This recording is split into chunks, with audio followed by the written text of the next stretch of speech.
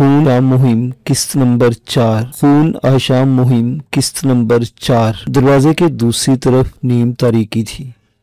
بجلی چمکتی تھی تو پل بھر کے لیے نگاہوں کے احاطے میں جو منظر نظر آتا تھا وہ چوبی فرش پر پانی کے وزنی قطرے گرنے کا ہوتا تھا۔ وقت اپنی مخصوص رفتار سے آگے بڑھتا رہا۔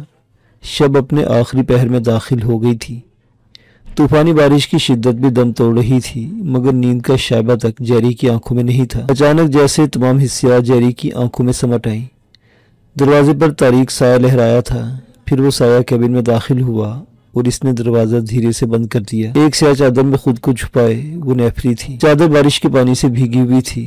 جیری اپنی جگہ سے اٹھ بیٹھا۔ نیفری نے چادر اتار پھینکی اور جیری سے آ کر لپٹ گئی۔ چند ہیجان خیز لمحوں کے بعد جیری نے ہانپی ہوئی سرگوشی کی، تم آگ سے کھیل رہی ہو، تمہارے ساتھ مارٹن مجھے بھی زندہ نہیں چھوڑے گا۔ نیفری نے انگلی اس کے رخسار پر پھیرتے ہوئے مخمور انداز میں کہا، اپنے پسندیدہ مرد کے لیے تو میں جان کا رسک لے سکتی ہوں۔ ساتھ ہی اس نے خاص نظروں سے جیری کی طرف دیکھا، تمہیں خوف ہو تو میں واپس چلی جاتی ہوں۔ جیری نے ہاتھ پکڑ کر اسے دوبارہ اپنی طرف کھینچا اور ڈوری کھینچ کر کیبن کی معمولی سی لائٹ بھی آف کر دی۔ جذبات کی ہنگامہ خیزی عروج کو چھونے کے بعد اختتام پذیر ہو گئی تھی۔ واپس جانے کے بعد نیفری جیری کے شانے پر سر رکھے دراز تھی۔ جیری نے اس کے بالوں میں انگلیاں چلاتے ہوئے سرگوشی کی، ایک بات پوچھ سکتا ہوں؟ نیفری نے ایک ادا سے کہا، ساتھ ہی اس کی آنکھیں بند ہو گئی تھی۔ مارٹن سرتابہ بیماری میں جکڑا ہوا نظر آتا ہے، اس کے باوجود اتنی پرخطر مہم پر کیوں نکلا ہے؟ نیفری نے گول مول انداز میں کہا، آب و ہوا کی تبدیلی صحت پر اچھے اثرات مرتب کرتی ہے۔ جیری نے گہرا سانس لیتے ہوئے اس جواب کا شکوہ کیا، تم قریب ہوتے ہوئے بھی کتنی دور ہو؟ نیفری نے خود کو سمیٹنا شروع کر دیا، فاصلوں کی اہمیت بھی اپنی جگہ ہے۔ نیفری چکنی مچھلی کی مانی دوبارہ ہاتھ سے پھسل گئی۔ اس نے لائٹ آن کرنے کے بعد دوبارہ سے بھیگی ہوئی چادر اوڑھتے ہوئے کہا، بارش شاید رک چکی ہے، ایک نظر باہر تو ڈال لو۔ جیری نے اٹھ کر کیبن کا دروازہ کھول کر باہر جھانکا۔ رمجھم بدستور جاری تھی، ویسے ہر طرف گہری رات میں سب کچھ ڈھانپ رکھا تھا۔ دروازہ بند کر کے جیفری نے دوبارہ نیفری کو جکڑ لیا۔ کیا کر رہے ہو؟ مجھے جانا ہے۔ نیفری نے مخمور ہنسی کے ساتھ اسے دور ہٹانے کی کوشش کی۔ جیری نے اس کے بالوں میں سر دھساتے ہوئے کہا، اتنا تو بتاتی جاؤ، اسے بیماری کیا ہے؟ نیفری کا تنا ہوا جسم ڈھیلا پڑ گیا۔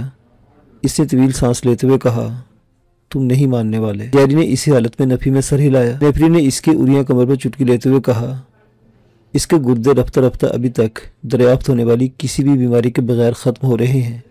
جدید میڈیکل سائنس ابھی تک اس بیماری کی تشخیص نہیں کر سکی۔ جیری نے اپنی گرفت ڈھیلی کرتے ہوئے تبصرہ کیا، پھر بھی دولت کی ہوس کم نہیں ہو رہی، حالانکہ وہ ارب پتی ہے۔ نیفری لمحہ بھر کے لیے کھو گئی۔ ممکن ہے سونا ہی اس کے لیے زندگی ہو۔ کیا مطلب؟ جیری چونکا۔ ہو سکتا ہے اتنا سونا حاصل کر کے اس کے اندر زندہ رہنے کی خواہش شدید تر ہو جائے۔ میڈیکل سائنس کہتے ہیں کہ زندہ رہنے کی شدید تر خواہش بھی بیماریوں کے خلاف مدافعت پیدا کرتی ہے۔ اس کے ساتھ ہی اپنے انداز میں جیری کو الوداع کہتے ہوئے وہ کیبن سے باہر نکلتے ہوئے بولی، دروازہ ہمیشہ کھلا رکھنا۔ جیری تھوڑی دیر کیبن میں موجود رہا۔ نیفری کی خوشبو ابھی تک اندر موجود تھی۔ آنکھوں سے نیند اڑ سی گئی تھی۔ جیری کپڑے پہن کر کیبن سے نکل آیا۔ ہلکی سی پھوار چہرے پر پڑی تو جیری کو اچھا لگا، ساتھ ہی سے بھوک کا احساس ہوا۔ اس نے کچن کا رخ کیا۔ لائٹ جلائی تو کچن کے فرش پر سویا ہوا جہاز کے عملے کا ایک رکن آنکھیں ملتا ہوا اٹھ بیٹھا۔ تمہاری نیند خراب کرنے کی معافی چاہتا ہوں، دراصل مجھے بھوک لگی تھی، کھانے کے لیے کچھ مل سکتا ہے؟ عملے کے رکن نے برا سا منہ بنایا لیکن کہا کچھ نہیں۔ اٹھ کر اس نے چہرے پر پانی کے چھپاکے مارے اور بولا، پائن ایپل ملک شیک سے کام چلا لو گے یا کھانے کے لیے کچھ بنا دوں؟ جیری نے ملک شیک کے حق میں فیصلہ دیا۔ تھوڑی دیر بعد ملک شیک کا مگ اس کے ہاتھ میں تھا۔ ریلنگ کے پاس کھڑے ہو کر ملک شیک سے لطف اندوز ہوتے ہوئے وہ تاریکی میں ڈوبے جنگل کو دیکھنے لگا، جہاں نہ جانے کتنے اسرار پوشیدہ تھے۔ ماں خالی کر کے جیری نے ایک دو کلیاں کی اور پھر اپنے کیبن کی جانب بڑھا۔ کیبن کی طرف گھومنے سے پہلے اس کی نظر غیر ارادی طور پر نیچے چلی گئی۔ جیری بری طرح سے چونکا تھا۔ ایک چھوٹی سی چپو والی مخصوص قسم کی کشتی دھیرے دھیرے جہاز کے پہلو سے دور ہو رہی تھی۔ جہاز کی روشنیوں کے انعکاس میں اس کشتی میں 2 افراد کے ہولے بھی نظر آ رہے تھے، جن کے سروں پر چاروں طرف سے گول اور پھیلے ہوئے ہیڈ تھے۔ جیری کے پاس ہتھیار کے نام پر اس وقت کچھ بھی نہیں تھا۔ ہمہ وقت پنڈلی سے چپکا رہنے والا اس کا مخصوص خنجر بھی کیبن میں پڑا ہوا تھا۔ جیری کو اور تو کچھ نہ سوجی۔ اس نے جلدی سے سامنے نظر آنے والے کیبن کا دروازہ زور زور سے بجایا اور اپنی شرٹ اتار کر اسے جلدی سے ریلنگ سے باندھا اور نیچے چھلانگ لگا دی۔ وہ کشتی کے قریب ہی گرا تھا۔ پانی ٹھنڈا اور بہاؤ بے حد تیز تھا۔ جیری نے پانی سے سر نکالا تو کشتی کافی فاصلے پر نظر آ رہی تھی۔ کشتی والوں کو بھی گڑبڑ کا اندازہ ہو گیا تھا۔ جہاز سے کسی کو کودتے انہوں نے دیکھا تھا۔ وہ تیزی کے ساتھ کشتی کو کنارے پر لے جانے کی کوشش کرنے لگے۔ جیری نے کشتی کو فوکس کر کے غوطہ لگایا اور پوری قوت سے کشتی کی طرف بڑھنے لگا۔ یہ کوشش پانی کے نیچے تھی۔ اوپر اسے دیکھ کر کشتی والے کسی ہتھیار سے نشانہ بھی بنا سکتے تھے۔ پانی کا تیز بہاؤ جیری کے آڑے آ رہا تھا۔ بارش کے سبب ایمیزون کی یہ وسیع اور چوڑی شاخ بکھری ہوئی تھی۔ جیری نے جب دوبارہ سر نکالا تو کشتی کا فاصلہ اس کی توقع سے کافی زیادہ تھا۔ اس نے بے بسی کے احساس کے ساتھ جہاز کی طرف دیکھا۔ ریلنگ کے پاس ایک سایہ نظر آ رہا تھا۔ جیری نے اس امید کے ساتھ دوبارہ غوطہ لگایا کہ مدد آیا ہی چاہتی ہے۔ زیر آب قوت صرف کرتے ہوئے جیری کے بازو شل ہونے لگے۔ اس نے دوبارہ سر نکالا تو کشتی تیزی سے کنارے کی طرف جا رہی تھی اور جیری کی پہنچ سے بہت دور تھی۔ اسی وقت جہاز کی روشنیاں تیزی سے جلنے لگی اور وہاں ہلچل محسوس ہونے لگی۔ جیری نے فوراً ایک غوطہ لگایا۔ ایک کشتی بردار کے ہاتھ میں اس نے چھوٹا سا ہتھیار دیکھا تھا جو متلاشی انداز میں ادھر ادھر گھما رہا تھا۔ جان کو مزید خطرے میں ڈالنا فضول تھا۔ جیری نے جسم کو ڈھیلا چھوڑ دیا۔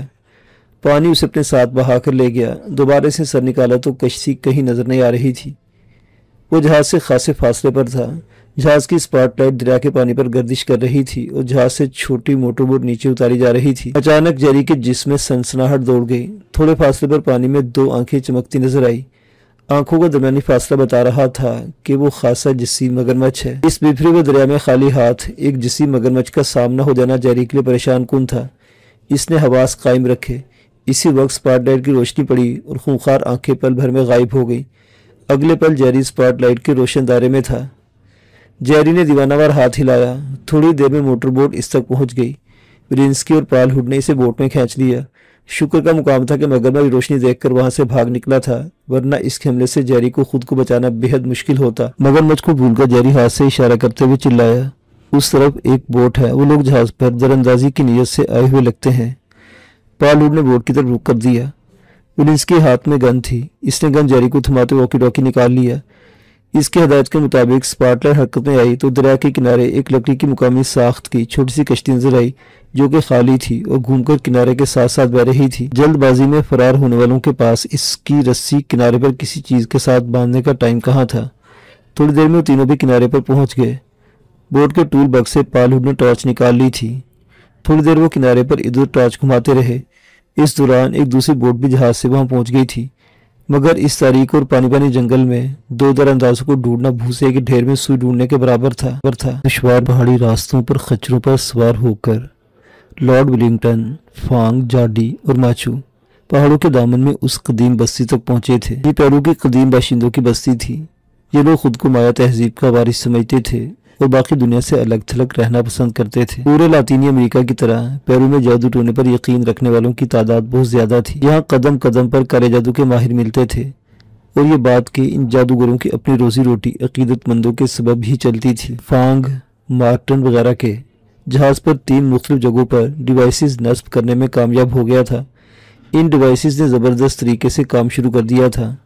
ان خفیہ ڈیوائسز نے جو ریکارڈنگ کی تھی وہ بے حد ہی جان خیز تھی۔ ان کے عزائم کے علاوہ لارڈ ولنگٹن وہ باتیں بھی جان گیا تھا جو مارٹن کی خاص ٹیم کے لوگ بھی نہیں جانتے تھے۔ خاص طور پر سرخ رنگ والے پروفیسر اور مارٹن کے درمیان ہوئے گفتگو بہت خاص تھی۔ فانگ نے بھی ساری صورتحال سمجھ لی تھی۔ اسی کے مشورے پر لارڈ ولنگٹن نے اس دشوار گزار سفر پر راضی ہوا تھا۔ ماچو کو بھی ان لوگوں نے توڑ لیا تھا۔ ماچو جو کچھ جانتا تھا نہ صرف اس کے گوش گزار کر چکا تھا بلکہ اب ان کے ساتھ بھی تھا۔ اس سفر میں ایک خچر ایسا بھی تھا جس پر صرف نایاب اور مہنگی ترین کافی کے ڈبے لدے ہوئے تھے۔ بہت کم مقدار میں پیدا ہونے والی یہ سنہری کافی اپنے جادو خواص کے لیے مشہور تھی۔ بعض لوگوں کے لیے اس کافی کے خواص محض بکواس تھے اور بہت سے لوگ ان پر ایمان کی حد تک یقین رکھتے تھے۔ لوگ مایا تہذیب کے وارثوں کی اس بستی میں پہنچے تو شام ڈھل رہی تھی۔ لارڈ ولنگٹن سخت بیزار تھا، مگر جو کچھ اس نے ڈیوائسز کے ذریعے سنا تھا وہ بھی ناقابل یقین تھا، اور یہاں آنے کا جو مقصد فانگ نے بیان کیا تھا اس کے سبب نہ صرف لارڈ اپنی کیفیت پر قابو پائے ہوئے تھا بلکہ اس نے گولڈن کافی کی خریداری پر بھی اچھی خاصی رقم خرچ کی تھی۔ وہ لوگ بستی میں داخل ہوئے تو ایسے لگا جیسا کسی قدیم الف لیلوی بستی میں آگے ہو۔ جھونپڑی نما مکانات جن کے سامنے مختلف شیطانی علامات لکڑی کے تختوں پر نصب تھیں اور ان تختوں کے اوپر قدیم انداز کے لالٹین لٹک رہے تھے جن میں سے کئی روشن بھی ہو چکے تھے۔ کہیں انسانی کھوپڑی کا نشان تھا، کہیں 2 ہڈیاں، کہیں بے پالوں پر مکروہ صورت پرندہ اور کہیں شیطانی چہرہ۔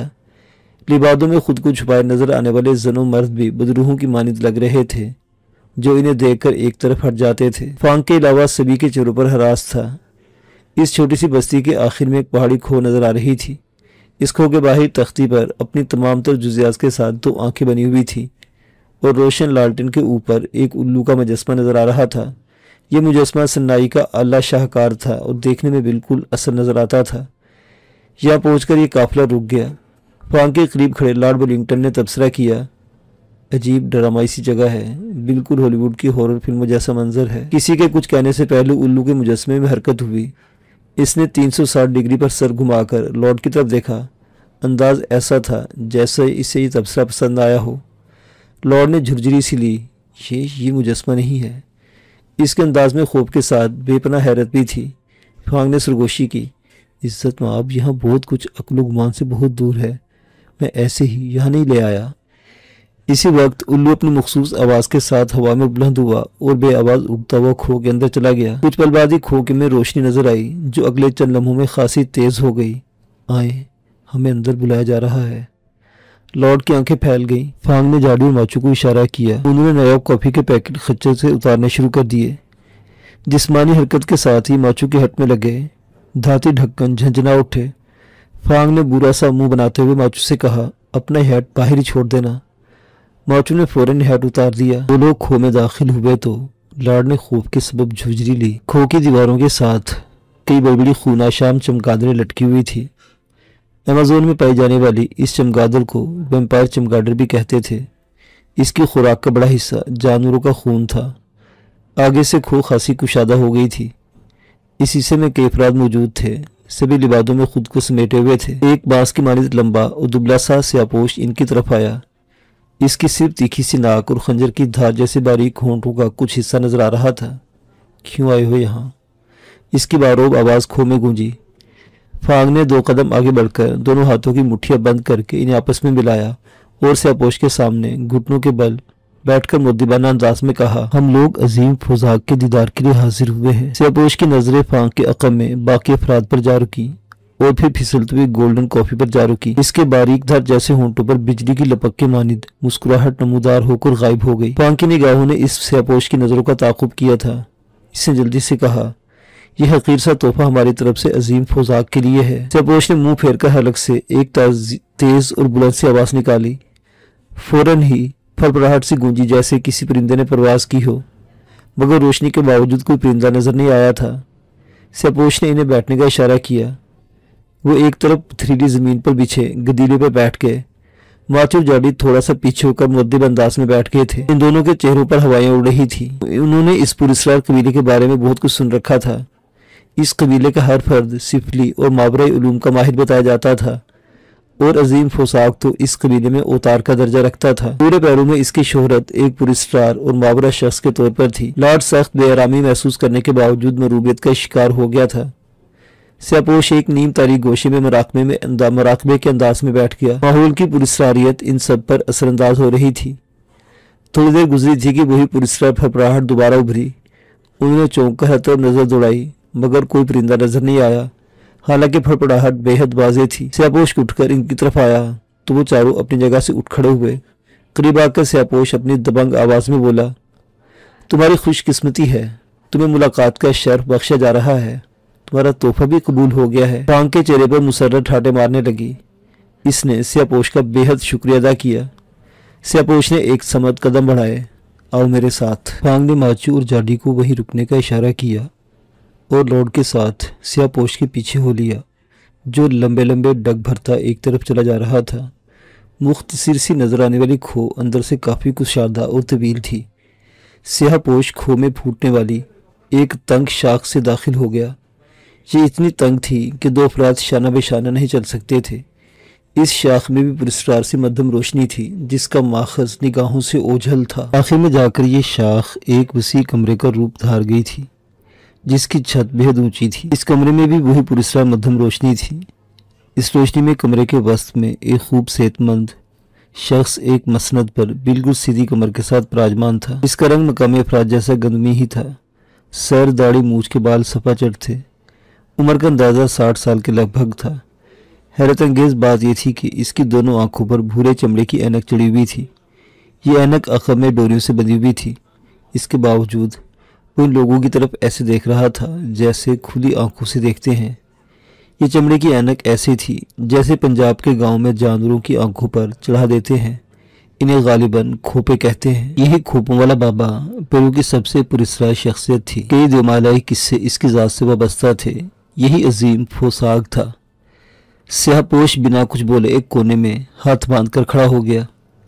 इस ऊंची छत के नीचे सांसों की आवाज़ भी गूंजती महसूस हो रही थी। फिर इस धड़कती खामोशी में फोसाग की आवाज़ उभरी, कहो मेरे बच्चों, किस मकसद के लिए आए हो? आवाज़ नर्म और शफकत से भरी थी। तुम्हारे तोहफे ने हमें खुशी बख्शी है। फांग ने दोबारा दोनों हाथों की मुट्ठियां जोड़ी और घुटनों के बल बैठ गया। माहौल और फोसाग की शख्सियत ने लाड़ को भी असीर कर लिया था। इसने भी फांग की तकलीद की। फांग ने अकीदत से चूर आवाज में कहा, असीम बाप, आपकी मदद लेने के लिए हम लोग हाजिर हुए हैं। कैसी मदद? फांग ने मुख्तलिफ लफ्जों में अपना मुद्दा बयान कर दिया। फोसाग के चेहरे पर दिलचस्पी नजर आई। वो बोला, जो कुछ तुमने बताया है वो तुम्हारे पुरखों के बागी कबीले मैंडी कैबर की तरफ इशारा करता है। इंसान तो इंसान, हमें किसी दरिंदे ने भी इन लोगों की मौजूदगी की इत्तला नहीं दी और तुम कह रहे हो कि एक इंसान वहां तक पहुंचकर सलामत भी लौट आया है। फांग ने जल्दी से अपने गिरेबान में से एक वाटरप्रूफ लिफाफा निकाला। इस लिफाफे में कुछ फोटोग्राफ के प्रिंट थे। इसने एक प्रिंट निकालकर कदम उठाए और इसे फोसाग के कदमों में रखते हुए कहा, यह वो शख्स एक अरसे से मंजर से गायब था। लाड़ ये देखकर हैरतज़दा रह गया कि फोसाग ने ढकी आंखों के बावजूद आम से अंदाज में इस फोटोग्राफ को उठाकर देखा। अगले ही लम्हे इसका चेहरा मुतगय्यर हो गया। इसे ही जानज़दा आवाज़ में कहा, आह बच्चे, तुम बहुत बड़ी खबर लाए हो। इस शख्स ने वाकई मैंडी कैबर के दरमियान वक्त गुजारा है। मैंडी कैबर वाकई आज तक अपना वजूद बरकरार रखे हैं। चिप खबर है। फोसाग अपनी जगह से उठ खड़ा हुआ। मैंडी कैबर का सोना तुम्हारा हुआ, बाकी जो कुछ है इसमें से भी तुम्हें हिस्सा दिया जाएगा। मैंडी कैबर सिर्फ बागी ही नहीं थे, लुटेरे भी थे। हमें सदियों से इनकी तलाश थी। अपने पुरखों का विरसा हमें वापस लेना है। साथ ही इसने अपने दोनों हाथ इन दोनों के सरों पर रख दिए। इस तस्वीर वाले बंदे को ले आओ। हम उसके शऊर और लाशूर की तहों में से मैंडी कैबर तक जाने का रास्ता निचोड़ लेंगे। तुम्हें किसी ताकुब करके वहां तक पहुंचने की जरूरत नहीं पड़ेगी। फांग का तो पता नहीं, लाड़ को ऐसे महसूस हुआ जैसे इसके हाथ ने इसके दिमाग को जकड़ लिया हो। फोसाग की आवाज़ इससे दिमाग में गूंजती महसूस हो रही थी। मैंडी कैबर के पास जो कुछ है इसके असल वारिस हम हैं। तुम्हें भी नवाजा जाएगा। इस सफ़र पर निकलने वाले बेवकूफ़ नहीं जानते मैंडी कैबर कौन है। वो मौत के सफ़र पर निकल रहे हैं। मैंडी कैबर को कोई काबू कर सकता है तो वो सिर्फ हम ही है। वापसी के सफ़र में लाड़ को महसूस हो रहा था जैसे फोसाग हर कदम पर उसके साथ है। नजर न आने वाले परिंदे की फड़फड़ाहट इसके आसपास ही महसूस हो रही थी। मुहिम पर निकलने का मामला अभी तक खटाई में पड़ा हुआ था। जेरी इस वक्त मार्टिन के सामने बैठा था। मार्टिन के सूते हुए चेहरे पर परेशानी आया थी। मार्टिन बोला, कोई हमारी राह पर लग चुका है तो हम किसी को अपने पीछे लगाकर मुहिम पर नहीं निकल सकते। कौन हो सकते हैं वो लोग? मार्टिन अपने हथेली पर घूंसा मारा। इन लोगों का जहाज पर आने का मकसद क्या था? वो जैसे खुद से सवाल कर रहा था। जेरी ने कहा, मकामी लुटेरों वाले ख्याल से मैं भी मुत्तफिक नहीं हूँ। मामूली चोरू चक्के इस तरह की जरूरत नहीं कर सकते। मार्टिन ने आंखें सुखेड़कर जेरी की तरफ देखा। एक तो तुम भी पूरी यकीन नहीं हो के वो लोग जहाज से उतर रहे थे या चढ़ने की कोशिश में थे। जेरी ने कंधे उचकाए। हाँ, कश्ती दूर हटना शुरू हो रही थी। ये भी मुमकिन था कि उन्होंने मुझे रेलिंग के पास देखकर राह फरार इख्तियार की हो और ये भी मुमकिन है वो अपना मकसद हासिल करके वापस जा रहे हों। मार्टिन का चेहरा तय से तमतमा उठा। इसने दरअंदाजों की माँ बहन एक करने के बाद कहा, यह तो तय है कि जब तक ये मामला साफ नहीं हो जाता हम नहीं जा सकते। जेरी ने अपने मखसूस एतमाद के साथ कहा, तुम जरूरत से ज्यादा ही परेशान हो रहे हो। मुझे चंद घंटे दो, सब दूध और पानी अलहदा कर दूंगा। मार्टिन ने जिस्म को ढीला छोड़कर चंद गहरे सांस लेने के बाद कहा, दुरुस्त कह रहे हो, मेरी बर्दाश्त की कुव्वत कमजोर हो रही है और शायद यादाश्त भी। वो फीके से अंदाज में मुस्कुराया। मैं शायद भूल गया था कि मेरे पास तुम जैसे अफराद की खिदमत भी है। एक और गहरा सांस लेकर मार्टिन ने मजीद कहा, तुम्हें फ्री हैंड है, हथियार आ चुके हैं, जिसे साथ ले जाना चाहो ले जाओ। मुझे वो दरअंदाज और उनके मकासद की खबर चाहिए। तुम्हारे पास 24 घंटे हैं। जेरी ने टांग दूसरी टांग से उतारी। बहुत हैं, मैं पालहुड को साथ ले जाऊंगा। मेरे ख्याल में तो मेजर विलियम्स की मुनासिब रहता। نہیں فوجی بندہ ہے، اسے جہاز کی حفاظت اور کسی بھی قسم کی دراندازی روکنے کی ذمہ داری دے دو۔ مارٹن نے توصیفی نظروں سے دیکھا۔ جیسے تم چاہو۔ جیری اٹھنے لگا تو مارٹن نے کہا، میں ایک اور بات تمہیں بتا سے بیٹھ گیا۔ مارٹن بولا، کل سورج گرہن لگنے والا ہے، یہ مکمل گرہن ہوگا۔ جیری ہنسا، تمہارا ہوم ورک شاندار ہے، یعنی جنگلی فی الحال ہمیں بھون کر نہیں کھا سکیں گے۔ مارٹن پر اس ہنسی نے کوئی اثر نہیں ڈالا۔ ہاں مگر اس دفعہ چاند گرہن بھی جلدی آ رہا ہے، ہمارے پاس 15 سے زیادہ دن نہیں ہے۔ دل میں مارٹن کو بھرپور تیاریوں اور پیش بندیوں کو سراتے ہوئے جیری نے اپنی نشست چھوڑ دی۔ تھوڑی دیر بعد وہ پالہوڈ جہاز کو چھوڑ رہے تھے۔ پالہوڈ نے ایک جدید ترین ساخت کا گول منتخب کیا تھا اور جیری نے جرمن لوگر۔ جیری نے ایک لاہ عمل طے کر لیا تھا اور پالہوڈ کو بھی مختصراً اس سے آگاہ کر دیا تھا۔ جہاز پر گرم ہوا والے سفری غبارے موجود تھے۔ ایک چھوٹے غبارے نے گھنٹوں کا سفر منٹوں میں کیا تھا اور ان دونوں کو مالوسر قبیلے کی زمینوں سے کچھ فاصلے پر اتار کر واپس چلا گیا۔ اس غبارے کو آپریٹ کرنے کے لیے سلویا ساتھ آئی تھی۔ وہ اس کام میں خصوصی مہارت رکھتی تھی۔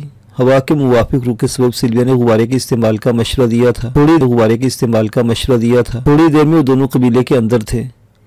اس قبیلے کا سالانہ چڑیلوں کا میلہ شروع ہونے والا تھا جو خاصی شہرت و مقبولیت حاصل کر چکا تھا۔ مقامی افراد سے زیادہ سیاح چڑیلوں اور بھوتوں کا روپ دھار کر اس میلے میں شریک ہوتے تھے۔ اسی سبب آج کل یہاں سیاحوں کی بھرمار تھی۔ ان دونوں پر بھی کسی نے توجہ نہیں دی۔ تھوڑی دیر بعد وہ دونوں مالوسر قبیلے کے سردار رنگ پرد کے کئی حصوں پر مشتمل اور مضبوط جھونپڑے کے سامنے پہنچ گئے۔ دروازے کے باہر ایک کرسی پر اپنے مخصوص لباس میں ایک پہرے دار بیٹھا تھا۔ یہ صرف سیاحوں کو لبھانے کے لیے تھا۔ اس کے ہاتھ میں موجود بھالے کا پھل اور پاس رکھے تیر پلاسٹک کے تھے جن پر دھاتی رنگ چڑھایا گیا تھا۔ انہیں سیاح جان کر پہرے دار نے اپنے پیلے دانتوں کی نمائش کی اور جھک کر سلام کیا۔ ایسے سیاحوں سے اکثر غیر ملکی کرنسی اور خاص طور پر ڈالرز بھی مل جاتے تھے۔ جیری جب پہلے یہاں آیا تھا تو رات کا وقت تھا اور کسی پہرے دار کا نشان بھی نہیں تھا۔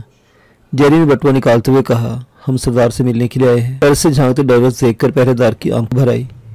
اس نے بھی ہسپانوی میں جواب دیا، سردار سے ملنے کے اوقات مخصوص ہیں اور اپنے گھر پر تو مل ہی نہیں سکتا۔ شام کو تم لوگ سردار سے ورائٹی شو کے وقت مل سکتے ہو۔ جیری نے 10 ڈالرز کے چند نوٹ نکالے۔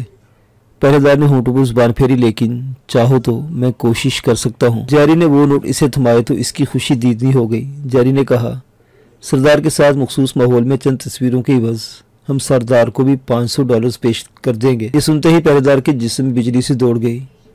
تم لوگ محض 2 منٹ انتظار کرو۔ اس نے نوٹ اپنے چوغے کی جیب میں ٹھونسے۔ ہم باہر ہی ہیں۔ جھونپڑے کا دروازہ کھولتے پہرے دار رک کر پلٹا۔ اس کے چہرے پر الجھن تھی۔ تم لوگوں کے پاس کیمرہ تو نظر نہیں آ رہا، تصویریں اپنی آنکھوں سے بناؤ گے؟ جیری نے فوراً اپنی جینز کی پاکٹ پر ہاتھ مارا۔ موبائل ہے نا؟ اس کا کیمرہ شاندار ہے۔ پہرے دار نے مطمئن انداز میں سر ہلایا اور جھونپڑے میں داخل ہو گیا۔ جیری نے اس کے مشاہدے کو زیر لب گالی دی اور پالہوڈ سے کہا، تم نے اس مسخرے کو اندر گھسیٹ لینا ہے، بے فکر رہو۔ پالہوڈ نے بڑے اعتماد سے کہا۔ تھوڑی دیر گزری تھی کہ پہرے دار نے سر دروازے سے نکالا اور انہیں اندر آنے کا اشارہ کیا۔ اسی جھونپڑے کے اس کمرے کو ڈرائنگ روم کہا جا سکتا تھا۔ مخصوص پودوں کی ٹہنیوں کی چھالوں سے بنا ہوا فرنیچر اور مٹی کی دیواریں قبیلے کی ثقافت سے رنگین نظر آ رہی تھی۔ لٹکی ہوئی توند والا سردار باچھے پھیلائے کمرے کے وسط میں ان کا منتظر تھا۔ یقیناً 500 ڈالرز کی خوشگوار آواز اس کے کانوں تک پہنچ گئی تھی۔ ان دونوں پر نظر پڑتے سردار کی باچھیں سکڑ گئی اور آنکھوں میں واضح الجھن نظر آنے لگی۔ پہرے دار نے واپس نہ جا کر ان کا کام آسان کر دیا تھا۔ جیری نے سردار کو خوشگوار انداز میں ہاتھ ملایا۔ اس کی ساری حسیات بیدار تھی۔ وہ جھونپڑے میں کسی اور کی موجودگی کا اندازہ لگانے کی کوشش کر رہا تھا۔ اہل خانہ کی موجودگی ممکن تھی۔ بلبلے سردار نے الجھن آمیز انداز میں انگلی اٹھائی۔ تم دونوں سے شاید پہلے بھی ملاقات ہو چکی ہے۔ جیری اور پالہوڈ کی نگاہیں ملی۔ وہ بیک وقت حرکت میں آئے۔ جیری نے اطمینان سے بازو گھما کر سردار کی گردن میں ڈال دیا۔ پالہوڈ نے بھی یہی داؤ آزمایا تھا، البتہ اس نے گردن پر زیادہ دباؤ ڈالنے کے بجائے آسان طریقہ اپنایا تھا۔ کولٹ نکال کر پہرے دار کی پیشانی سے لگا دیا تھا۔ سردار بھوچکا رہ گیا۔ کوئی آواز نکالنے سے پہلے وہ جیری کے بازو کے دباؤ سے دوہرا ہو کر جیری کے بغل سے آ لگا تھا۔ دوسری طرف چوکیدار کا رنگ زرد ہو گیا اور جسم کپ کپانے لگا تھا۔ جیری نے جھک کر سردار کے کان کے قریب سرگوشی کی۔ ہاں مگر تم نے اچھے میزبان ہونے کا ثبوت نہیں دیا تھا۔ ہمارے متعلق معلومات کسے بیچی ہیں؟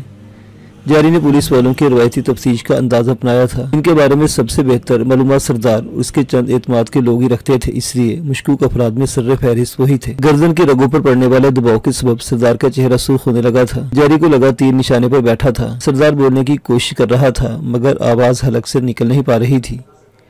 جاری کی توجہ اندرونی دروازے کی طرف تھی مگر ابھی تک اس طرف خاموشی ہی طاری تھی۔ سردار کو بولنے کا موقع دینے کی غرض سے جاری نے دباؤ تھوڑا کم کیا۔ سردار نے بیٹھی آواز میں مشکل کہا، تمہارا الزام بے بنیاد ہے اور تم اپنے لیے بہت بڑی مصیبت مول لے چکے ہو، بہتر ہے۔ جاری نے اس کی آواز دوبارہ بند کر دی اور لیوگا نکال کر اس کا دستہ پوری قوت سے سردار کے منہ پر مارا۔ سردار کے سامنے کے دانت جو غالباً مصنوعی تھے داغے مفار کر دے گئے۔ پھٹے ہوئے ہونٹوں سے خون کا فوارہ ابل پڑا۔ وہ ذبح ہوئے بکرے کی مانند جاری کے بغل میں تڑپنے لگا مگر حلق سے گینگی کی آوازیں جیسے کچھ نہیں نکل رہا تھا۔ جاری نے ٹی شرٹ پہن رکھی تھی، اس کی کلائی سردار کے خون سے اتر گئی۔ یہ منظر دیکھ کر پہرے دار کا رنگ خطرناک حد تک زرد ہو گیا، اس کا جسم تیزی سے پھڑپڑایا اور آنکھیں الٹ گئی۔ وہ بے جان توری کی مانند پال ہٹ کے بازو سے لٹکنے لگا۔ پال نے سمجھا شاید ڈرامہ کر رہا ہے، پہلے سے جھنجھوڑا اور پھر گردن چھوڑ دی۔ وہ مردہ چھپکلی کی مانند پٹ سے نیچے گرا۔ پال نے اس کی دھڑکن چیک کی تو وہ زندہ تھا مگر بے ہوش ہو گیا تھا۔ یقیناً کمزور اعصاب کا مالک تھا جو یہ دباؤ برداشت نہیں کر سکا، بے ہوش ہو گیا۔ پال نے جاری نے کہا، اس کے ہاتھ پاؤں باندھ دو اور منہ میں بھی کپڑا ٹھوس دو، ممکن ہے ہوش میں آ کر کوئی مسئلہ کھڑا کر دے۔ پال نے عقل مندی کا ثبوت دیتے ہوئے پہلے جھونپڑے کا دروازہ اندر سے بند کیا، پھر ایک ڈوری سے لٹکے آرائشی غلیچے کو اتار پھینکا اور اس سے بے ہوش چوکیدار کے ہاتھ پاؤں باندھ کر اس کے منہ میں کپڑا ڈال دیا۔ جاری نے سر سے اشارہ کیا، اس کمرے کا جائزہ لو۔ پال نے بے حد آہستگی سے دروازہ کھول کر اندر کا جائزہ لیا اور پھر اسی آہستگی سے دوبارہ بند کر دیا۔ جاری کی استفساری نظروں کے جواب میں اس نے آہستہ سے کہا، کوئی عورت ہے اور گہری نیند سو رہی ہے، اسی دروازے کے قریب رہو۔ پال اسی جگہ رک گیا۔ جاری نے سردار کے چہرے پر ایک اور ضرب لگائی، زبان کھولتے ہو یا چہرے کا قیمہ بنا دو۔ اس کا انداز بے حد خوفناک تھا۔ اپنے چہرے سے ٹپکتا خون دیکھ کر سردار کی حالت خراب تر ہو گئی۔ اس بات کا بخوبی اندازہ تھا کہ اس کا واسطہ کس قبیل کے لوگوں سے پڑا ہے۔ اس نے ہار مانتے ہوئے ہاتھ کا اشارہ کیا۔ جیری نے گریب تھوڑی سی ڈھیلی کی۔ سردار نے کھانستے ہوئے مشکل کہا، مجھے معاف کر دو، اس سارا کیا دھرا میرے بھائی جالیس کا ہے، وہی غدار ہے اور اس نے فانگ کے ساتھ کوئی ساز باز کی ہے۔ جیری کو اندازہ ہو گیا کہ سردار بھائی کے سر الزام تھوپ رہا ہے۔ وہ خود بااختیار تھا، اس کے بغیر بھلا بھائی ایسی حرکت کر سکتا تھا۔ اسی سبب جیری نے بھائی کو چھوڑ کر فانگ پر توجہ دی۔ یہ فانگ کون ہے؟ جواب میں سردار نے فانگ کا سارا حدود اربہ بتا دیا اور مزید باتیں بھی اگل دی۔ جیری جان کر حیران رہ گیا کہ سردار چھوٹی مچھلی تھی، اس نے شاید بھائی کے ساتھ مل کر ہی معلومات بیچی تھی اور جہاز تک در اندازی کے لیے رہنمائی کی تھی۔ جہاز پر فانگ وغیرہ کیا کرنے گئے تھے؟ میں زیادہ نہیں جانتا۔ جیری سے پچکارا، میں جانتا ہوں مگر جتنا جانتے ہو وہ تو بتا دو نا۔ سردار نے خون تھوکا اور ہونٹوں کے درمیان سے نئے خلا کو چھوتے ہوئے کہا، جالیس نے ان کی جہاز تک رہنمائی کی تھی۔ وہ 2 افراد تھے، ان کے پاس جاسوسی کے آلات تھے۔ ان کی باتوں سے میں نے اندازہ لگایا تھا کہ وہ لوگ آلات جہاز میں نصب کرنا چاہتے تھے۔ دوبارہ خون تھوک کر اس نے مزید بتایا، ان دونوں میں سے ایک تو تمہارا پہلا گائیڈ ماچو تھا۔ اس انکشاف نے جیری کے سینے میں نئی آگ روشن کر دی۔ غداروں کے لیے اس کے دل میں ذرا بھی نرمی نہیں تھی۔ ماچو نے غداری کر کے ڈبل کراس کیا تھا اور سردار کا بھی یہی جرم تھا۔ ویسے بھی اس معلومات کے حصول کے بعد سردار کی زبان بند کرنا بے حد ضروری ہو گیا تھا۔ جیری کی گریپ سخت ہو گئی، سردار کی آنکھوں میں خوف اترا اور پھر ہمیشہ کے لیے منجمد ہو گیا۔ زوردار جھٹکے نے اس کی گردن کی ہڈی توڑ دی تھی۔ جیری نے اسے چھوڑا تو نیچے گر کر جان کنی کے عالم میں تڑپنے لگا۔ جیری نے پانی کی بوتل اٹھا کر بازو سے خون دھویا۔ پال ہسپانوی زبان نہیں سمجھتا تھا، اس والے نظروں سے جیری کو دیکھنے لگا۔ آؤ چلے، کام ہو گیا ہے۔ دروازے کے پاس رک کر جیری نے پہرے دار پر نظر ڈالی۔ اس کے منہ سے کپڑا نکال دو، کمزور بندہ ہے، مر ہی نہ جائے۔ پال نے تعمیل کی۔ وہ جیری سے ہر لمحہ متاثر ہو رہا تھا۔ جیری بلا شبہ ایک فطری لیڈر تھا۔ جیری کے برابر چلتے ہوئے پال ہڈ نے کہا، تم نے خود کو میرا مدعا کہا تھا لیکن اب میں تمہارا مدعا ہوں۔ جیری نے ایک مسکراہٹ کے ساتھ اسے سردار سے حاصل ہونے والی معلومات سے آگاہ کیا۔ قبیلے کے بازار میں آتے جیری نے کہا، جلد بازی میں ہم سے غلطی ہو گئی۔ پال نے اسے سوال نظروں سے دیکھا، ہم نے جہاز سے رابطے کا کوئی ذریعہ نہیں رکھا۔ سیٹلائٹ فون لے آتے تو کم از کم وہاں جاسوسی کے آلات ڈھونڈنے کا تو کہہ سکتے تھے۔ اچانک ہی پال کا رنگ متغیر ہوا، ایک اور خطرہ بھی منڈلا رہا ہے۔ جیری نے کہا، جانتا ہوں تم یہ سوچتے ہو نا کہ जासूसी आलात के सबब फार्म वगैरह जान चुके होंगे कि हम दोनों इनकी बेखुनी के लिए निकल चुके हैं। बिल्कुल, मैं परेशान हो गया हूँ।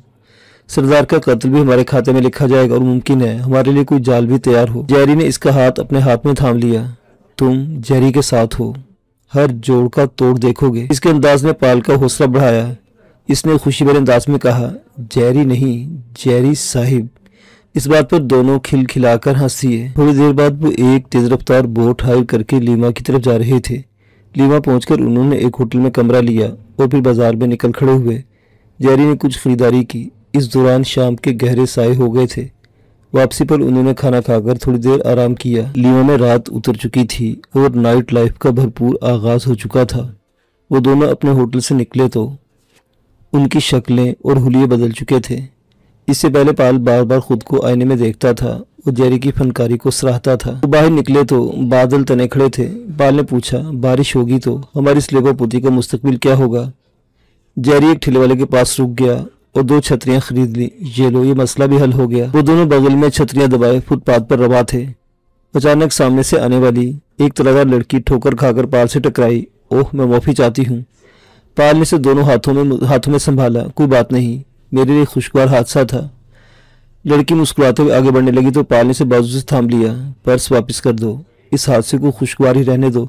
साथ ही पाल ने दांत भी निकाल दिए थे। लड़की ने खा जाने वाली नजरों से पाल को देखा और इसका पर्स वापस थमाते हुए मटकती हुई आगे बढ़ गई। टैक्सी मिल जाने तक जेरी और पाल हंसते रहे। थोड़ी देर में वो दोनों उस दीवार के पार थे जिसने इंसानों को मुआशरती और मुआशी तौर पर तकसीम कर रखा था। लीमा के गरीब तरीन इलाके में